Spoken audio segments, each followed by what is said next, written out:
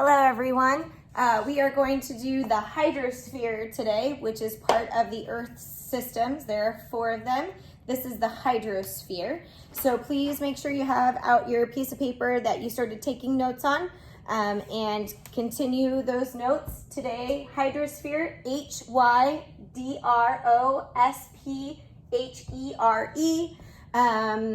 Take these notes and then make sure for your lesson today for the hydrosphere, you're going to need this piece of paper. We're going to be labeling everything on it that goes in the hydrosphere blue.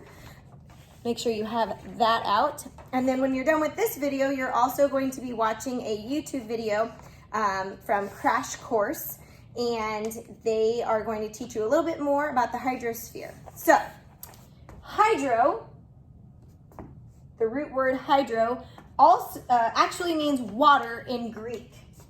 Okay. So sphere, round, right? Because the earth is round and it's spherical. But hydro means water, okay? So please be writing that down. A hydrologist is a scientist that studies water.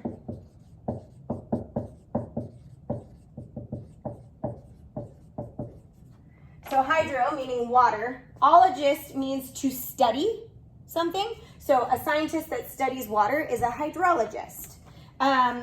Water on Earth can be found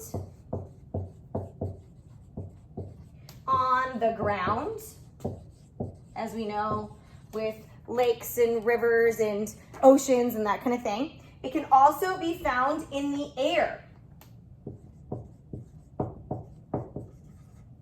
When I think of water, I don't usually think of water in the air.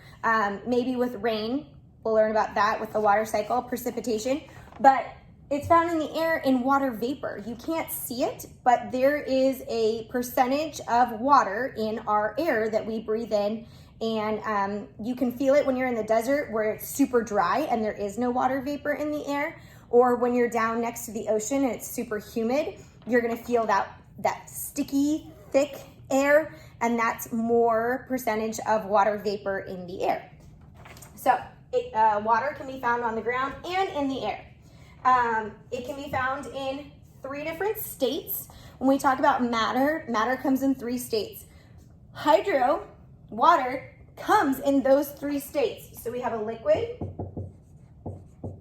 right? And the liquid is going to be our rivers, our oceans, our lakes.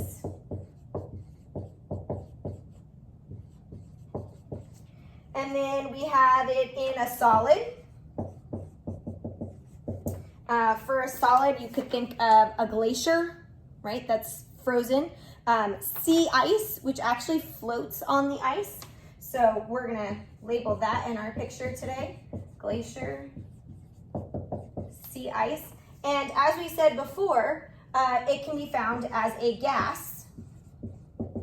And the gas, it comes as clouds, fog, vapor. So water is really cool that it can come in 3 different states on our planet. All life, and this is the last thing that you're gonna write, all life on the earth depends on the hydrosphere. We need water. You can become dehydrated. So that means you need to drink more liquids and more water. All living things need this sphere. Okay, so all life depends on water.